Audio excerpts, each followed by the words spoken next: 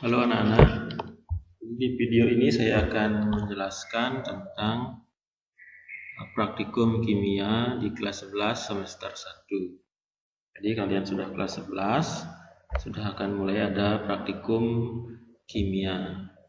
Nah, untuk praktikum kimianya itu adalah tentang analisis kimia kualitatif. Jadi teorinya sudah kalian pelajari. Nah, sekarang praktikumnya.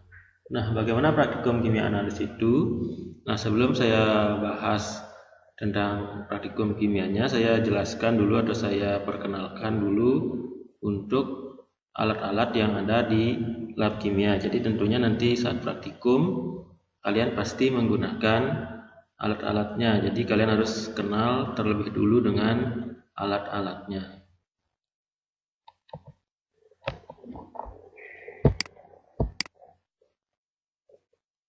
Nah, ini beker glass. Jadi beker glass saya kira kalian sudah mengenal semua beker glass.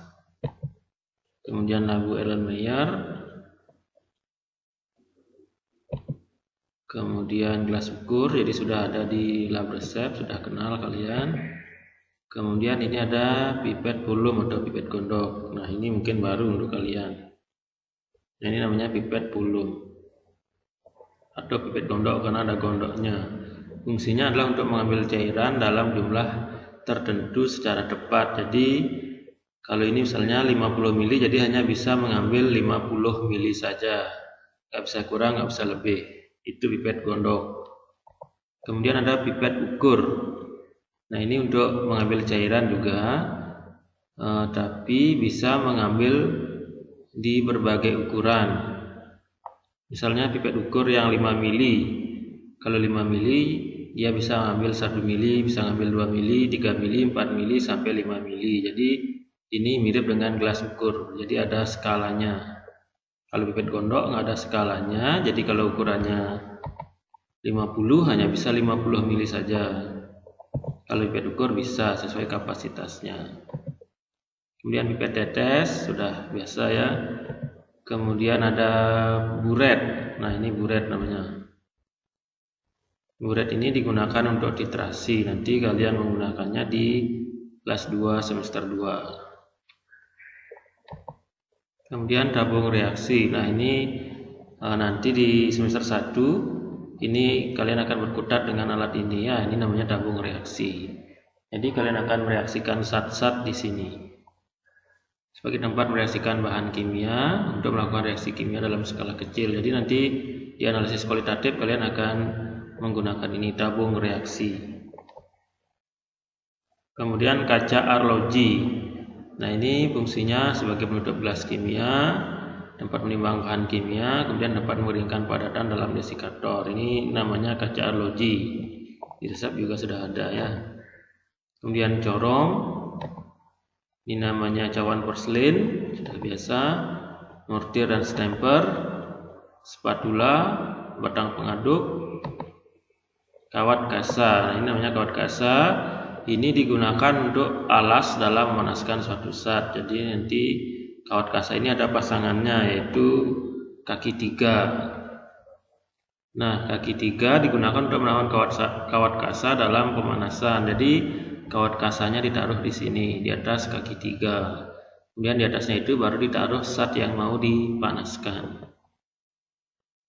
Nah, pasangannya lagi satu adalah ini, pembakar spiritus. Jadi ini digunakan untuk memanaskan bahan kimia. Jadi ini dibuka tutupnya, dihidupkan atau dinyalakan dengan korek. Nah, dalam penggunaan pembakar spiritus, jadi nanti kalian di uji kualitatif juga akan menggunakan ini untuk uji nyala. Jadi untuk menggunakan pembakar spiritus, dibuka tutupnya, kemudian dihidupkan atau dinyalakan dengan korek. Nah, kalau mau mematikan nggak boleh ditiup. Jadi ditutup kembali dengan penutupnya. Jadi itu caranya mematikan. Itu namanya pembakar spiritus. Kemudian ini bola hisap atau ball pillar. Jadi untuk memipet dengan menggunakan, kalau menggunakan pipet volume atau pipet ukur. Kemudian neraca analitik untuk menimbang. Ada namanya labu takar, ini labu ukur. untuk membuat larutan dalam konsentrasi tertentu. Kemudian ini botol semprot, ini statip.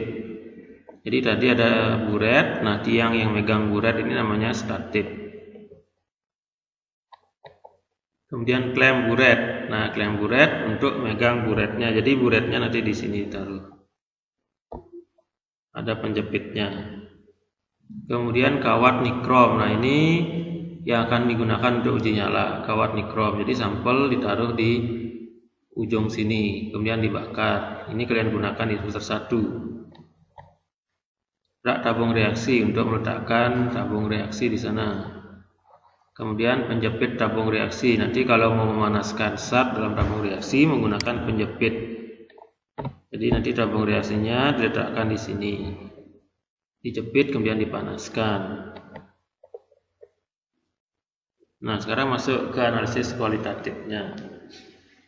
Jadi secara teori kalian sudah dapatkan analisis kualitatif, jadi digunakan untuk menganalisis atau mengetahui kandungan suatu zat dalam sampel. Jadi sampel itu mengandung apa saja. Jadi kalian sudah belajar ada kation dan ada anion. Bagaimana uji kation, bagaimana uji anion sudah kalian pelajari secara teori. Nah, ini adalah identifikasi zat-zat kimia, mengenali unsur atau senyawa yang ada dalam suatu sampel. Nah, langkah-langkahnya itu adalah ada uji organoleptik, kemudian reaksi kering, kemudian ada reaksi basah. Uji organoleptik itu adalah mengetahui pemerian atau ciri-ciri dari sampel yang diuji dengan melihat bentuk, warna, bau, ataupun rasanya. Kemudian reaksi kering, jadi setelah diuji organoleptik kemudian baru reaksi kering. Reaksi kering itu adalah dengan cara uji nyala, sampel dibakar kemudian diamati warna nyalanya. Kemudian baru reaksi basah, sampelnya dilarutkan kemudian ditambahkan pereaksi, diamati hasilnya. Jadi nanti seperti yang kalian buat tugasnya, misalnya uji ion timbal. Jadi kalau ion timbal ditambahkan dengan pereaksi NaOH gitu misalnya, atau HCl, hasilnya apa? Endapan putih gitu misalnya. Jadi itu reaksi basah, sampelnya dilarutkan, tambahkan pereaksi, nanti akan ada hasilnya, bisa endapan, bisa larutan berubah warna, atau bisa timbul gas. Jadi itu tahapan dalam analisis kualitatif. Jadi uji organoleptik dulu, lihat bentuk, warna, bau. Kalau rasa nggak usah ya, karena kita nggak tahu zatnya apa. Kemudian reaksi kering, itu sampelnya dibakar, dilihat warna nyalanya. Kemudian reaksi basah, sampelnya dilarutkan, kemudian ditambahkan pereaksi. Itu tahapan dalam analisis kualitatif. Nah, ini untuk praktikum yang pertama, identifikasi kation dan anion dari senyawa NaCl dan NaBr. Jadi kalian disuruh mengidentifikasi kation dan anion NaCl dan NaBr. Jadi sudah diketahui senyawanya, sudah diketahui, kemudian kation dan anionnya sudah diketahui. Seperti yang pertama ini, misalnya senyawa NaCl, berarti dalam senyawa NaCl ini kationnya adalah Na dan Cl-nya adalah, anionnya adalah Cl. Jadi nanti tugas kalian di sini adalah memastikan benar nggak dalam sampel itu ada Na, dalam sampel itu ada Cl-. Nah, caranya adalah kalian lakukan percobaan. Dari percobaan itu kalian bandingkan dengan teori yang sudah ada. Misalnya yang pertama, identifikasi ion natrium. Jadi identifikasi ion natrium ini dilakukan dengan cara uji nyala. Jadi sampel NaCl itu diuji nyala, dibakar. Nah, lihat hasil pengamatan kalian apa warnanya, kemudian bandingkan dengan teori. Kalau secara teori, kalau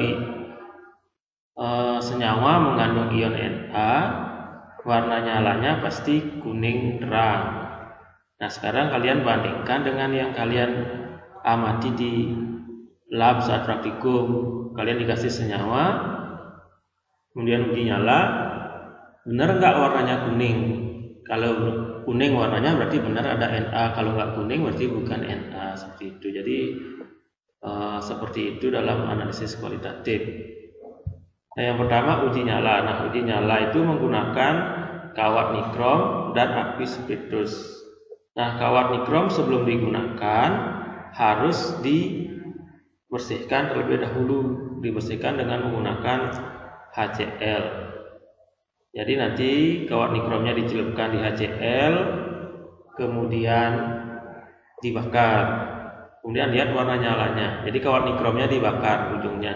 Lihat warna nyalanya. Kalau warna nyala apinya berubah, artinya kawat nikromnya masih kotor. Kalau kotor, celupkan lagi di HCl, kemudian bakar lagi. Berubah warna nyalanya, berarti masih kotor. Kemudian celupkan lagi, bakar lagi. Jadi kalian perhatikan dulu warna nyala apinya, apa warnanya, misalnya kuning kebiruan. Kemudian setelah kalian bakar kawat nikromnya, berubah warnanya, artinya ada kotoran dalam kawat nikrom. Celupkan kawat nikromnya di HCl, kemudian bakar lagi. Seperti itu membersihkan kawat nikrom sampai warna nyalanya nggak berubah-berubah, warna apinya nggak berubah-berubah. Nah, kenapa harus dibersihkan? Jadi kawat nikrom ini kan kita gunakan untuk menguji ion Na gitu misalnya.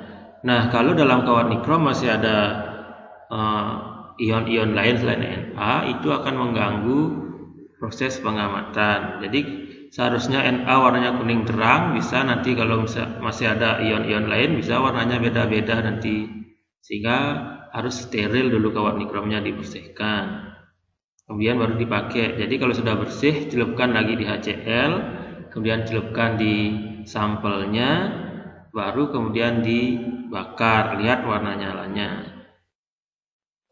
Jadi suatu zat yang mengandung ion natrium dapat diuji dengan cara ambil sedikit serbuk NaCl dengan kawat nikrom, uji dengan tes nyala, warna nyala kuning terang menunjukkan adanya ion Na+, jadi kuning terang ya.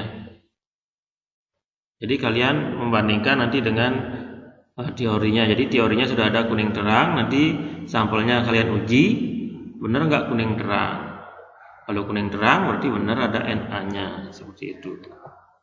Kemudian identifikasi ion klorida atau Cl-. Nah, untuk mengidentifikasi ion klorida, sampelnya dilarutkan terlebih dahulu, kurang lebih 20 ml air. Kemudian masukkan beberapa mili larutan NaCl ke dalam 2 tabung reaksi yang berbeda. Jadi nanti masukkan ke dalam 2 tabung reaksi, kemudian tambahkan larutan perak nitrat pada kedua tabung reaksi. Akan terbentuk endapan putih AgCl. Jadi kalau sampel mengandung ion Cl, setelah ditambahkan perak nitrat, maka akan terbentuk endapan putih. Jadi nanti kalian amati setelah menambahkan perak nitrat, terbentuk nggak endapan putih? Kalau terbentuk, berarti sampelnya mengandung ion klorida. Kemudian endapan yang terbentuk diuji pada tabung 1 ditambahkan dengan asam nitrat encer. Endapan tidak larut. Jadi ini sudah secara teoritis, nanti amati praktikumnya. Kemudian pada tabung 2 ditambahkan dengan larutan amonia encer. Kemudian endapan AgCl tersebut akan larut membentuk senyawa kompleks. Kemudian pada larutan tersebut ditambahkan asam nitrat, akan terbentuk endapan AgCl kembali. Jadi secara ringkasnya saya gambarkan praktikumnya seperti ini, yang uji senyawa NaCl ya. Nah, misalnya ini gurunya, kemudian kalian ambil sampel. Jadi di lab, sampai di lab kalian ambil sampel. Jadi minta sampel ke petugasnya. Jadi gurunya di sini atau ada laboran nanti. Nah, kalian karena di sini uji senyawa NaCl, berarti ambil sampel NaCl ke depan, jadi ke meja guru. Setelah mengambil sampel, kemudian baru dilakukan uji organoleptik sesuai langkah-langkah tadi, uji organoleptik, uji nyala, baru reaksi basa. Nah, di uji organoleptik ini kalian amati warna dan bentuk sampelnya. Nah, setelah diamati, catat di lembar kerjanya seperti ini nanti lembar kerjanya. Jadi data percobaan, ada pemberian sampelnya, kemudian bentuk, jadi tulis bentuknya. Sampel 1 kristal, jadi nanti ada 2 sampel kan untuk praktikum pertama. Jadi nanti kalian menguji ion NaCl dan NaBr. Jadi sampel 1 itu NaCl-nya bentuknya apa? Kristal atau serbuk. Jadi kalau kristal itu contohnya garam itu kristal. Kemudian serbuk kalau bentuknya seperti susu itu serbuk. Nah, ini sampel 1 kristal misalnya. Nanti setelah sampel 1 kalian lakukan pengamatan sampel 2 apa? Silakan diamati. Kemudian warna sampel 1 apa? Putih gitu misalnya, atau apa warnanya, silakan ditulis sesuai pengamatan. Kemudian sampel 2 apa warnanya, silakan tulis sesuai hasil pengamatan. Nah, itu setelah uji organoleptik. Selanjutnya setelah uji organoleptik, lakukan uji nyala. Jadi di sini sudah ada sampelnya. Kemudian sampel ini dilakukan uji nyala dengan kawat nikrom. Jadi kawat nikrom sebelumnya dibersihkan dulu dengan NaCl. Kalau sudah bersih, masukkan ke sampelnya. Jadi celupkan kawat nikromnya ke tempat yang ada sampelnya, dibakar. Amati warna apinya. Nah, setelah diamati, baru kemudian tulis di LKS-nya. Misalnya ini identifikasi ion Na+ dengan uji nyala hasil pengamatan. Jadi tulis apa yang kalian amati setelah uji nyala. Misalnya karena ini uji ion Na berarti warnanya kuning terang. Jadi tuliskan warna nyala apinya kuning terang. Seperti itu ya. Tuliskan hasil pengamatannya. Berarti benar, kalau warnanya seperti ini berarti benar ada ion Na+-nya. Jadi tulis ini hasil pengamatannya, warna nyala apinya kuning terang. Kemudian setelah uji nyala, nah larutkan sampel kurang lebih 100 ml, atau di sini bisa 20 ml saja ya.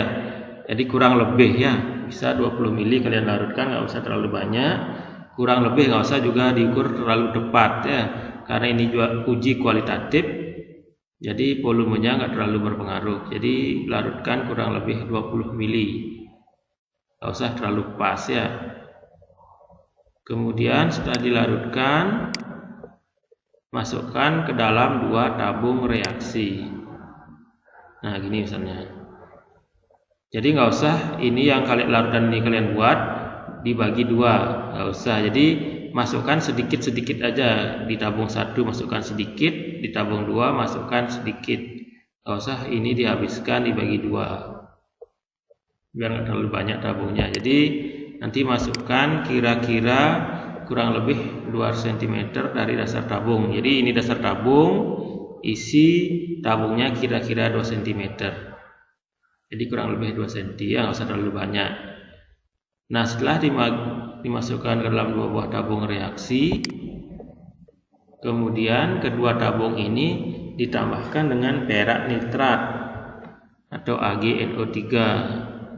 Jadi tabung 1 tambahkan perak nitrat. Jadi dituangkan nanti perak nitratnya ke tabung 1 dan tabung 2. Nanti sudah ada di lab semua larutannya.